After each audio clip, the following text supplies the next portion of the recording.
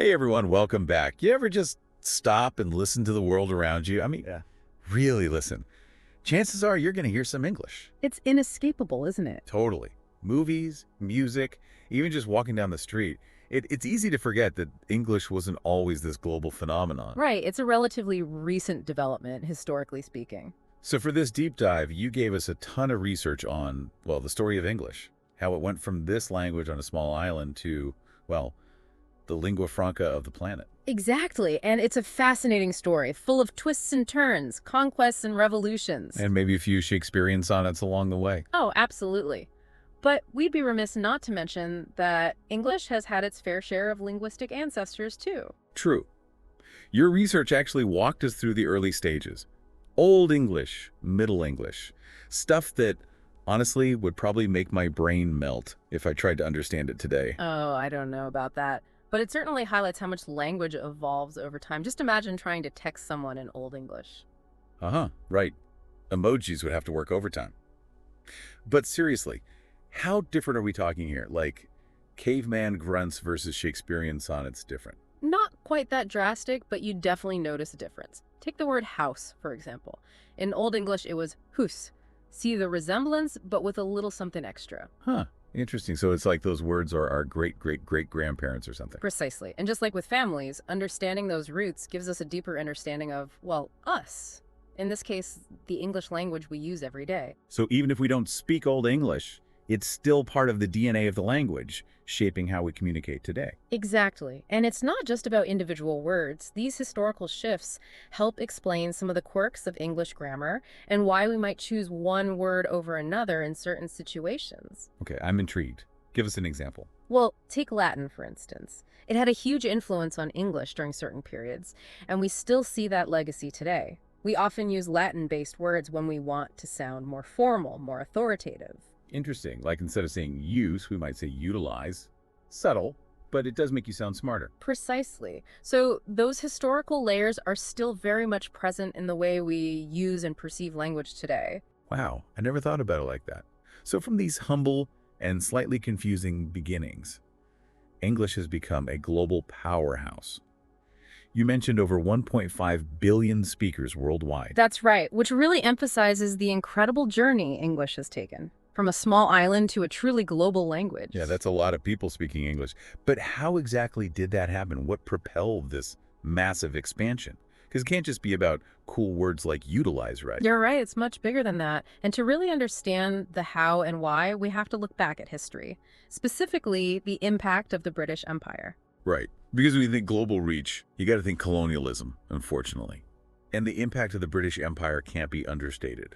But before we get into that, let's take a quick break. All right, so before the break, we were talking about, well, the British Empire. And I think it's important to acknowledge that, yeah, their impact on the spread of English, it's a really complex and honestly kind of uncomfortable part of history. For sure, it's not something we can shy away from, but it's essential for understanding how English got so, well, everywhere. Totally. And your research really emphasized that point. You gave this crazy stat. At its peak, the British Empire controlled something like a quarter of the world. Yeah, nearly a quarter of all the land on Earth. It's almost impossible to wrap your head around. And that kind of reach, it allowed them to, well, to be deliberate about spreading their language. They made it essential in the colonies through education, administration, basically every level of society. So it wasn't just a side effect of, being a global power. It was a strategy. It was very much by design. Wow. And we still see that legacy today. I mean, you mentioned how many former colonies still use English as an official language. Absolutely. The imprint is undeniable. Okay, but the story doesn't stop there, right? Because the British Empire, as massive as it was, it didn't last forever. Right, and that's where things get even more interesting. Because as the empire's influence waned, another global power was on the rise, the United States. And they brought their version of English with them. Exactly, but it wasn't just about the language itself, it was about what that language represented. Economic opportunity, access to cutting-edge technology, the American dream, if you will. Okay, so how did that actually play out? Because, money talks, right? But does it really make people learn a whole new language? Well, in a globalized world, it certainly carries a lot of weight. Think about it. Yeah. The US dollar. It's the most traded currency worldwide. That's true. And then you've got American companies dominating like huge sectors of the global economy, technology, entertainment, you name it. Yeah, hard to ignore that influence. So to play on that global stage, to be part of those economic opportunities, English became essential. Like a kind of a passport to success, in a way. You could say that. But it's not just about business and finance. There's another aspect of American influence that's, well, maybe a bit more fun to talk about. Okay, I'm intrigued. What are we talking about here? Think about your favorite movies, music, TV shows. What language are they in? Oh, right, pop culture. Now, that's something I can get behind. But how much does watching, say, a Hollywood blockbuster actually help you learn English? It's more influential than you might think. Remember how we talked about those early forms of English and how different they sound to us now? Yeah, like a completely different universe of words. Well, pop culture is kind of like a linguistic bridge. It exposes you to rhythms, slang, even accents in a way that's, well, engaging. You're not memorizing verb conjugations from a textbook.